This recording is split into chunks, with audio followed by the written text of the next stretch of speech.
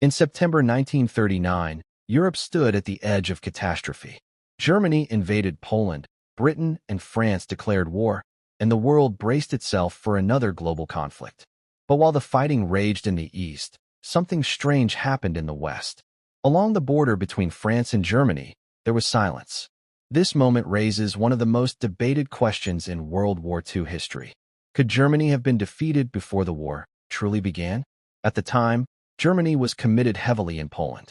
France and Britain had numerical advantages in the west. And yet, no full-scale Allied attack came.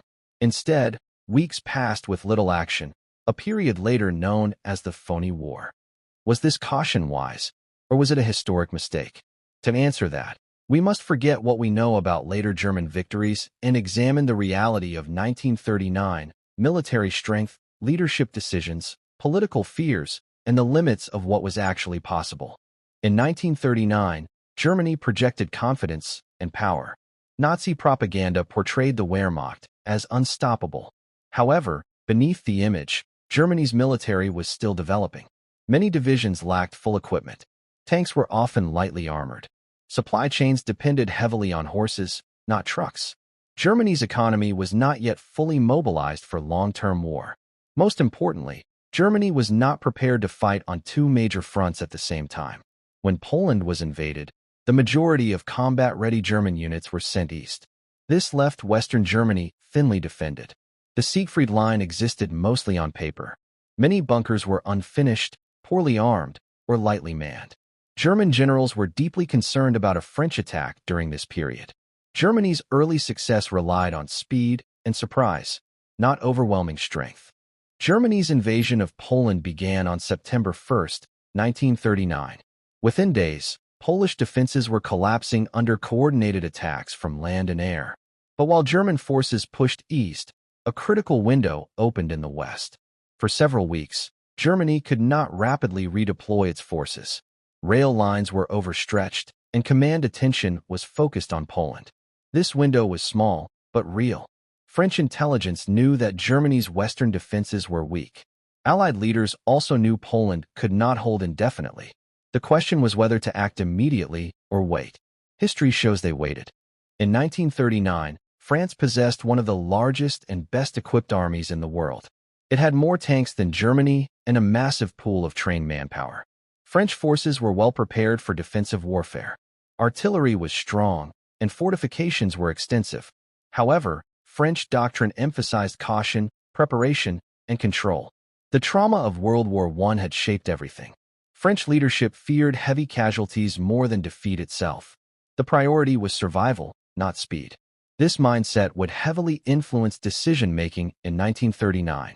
The Maginot Line symbolized France's strategy. It was a powerful defensive system, but also a psychological barrier. French leaders believed that time favored them. They expected Germany to attack, exhaust itself, and be worn down in a long war.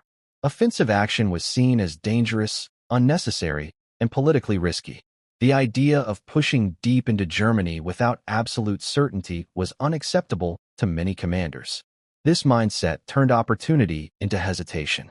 France did advance into German territory in September 1939 during what became known as the Saar Offensive. But it was limited, slow, and cautious. French forces encountered minimal resistance and advanced only a few miles. There was no attempt to exploit weakness or push deeper. Within weeks, the offensive was halted entirely. Germany was relieved, and the window began to close. Britain supported France politically and economically, but its land forces were limited in 1939. The British Expeditionary Force was small and still mobilizing. Britain's real strength lay in its navy and long-term industrial potential, not immediate ground combat. British leaders also feared escalation and catastrophic losses. Their strategy favored blockade and long-term pressure rather than immediate invasion. Launching a full-scale invasion is not just about numbers. It requires supply lines, fuel, communication, and coordination. French command structures were slow.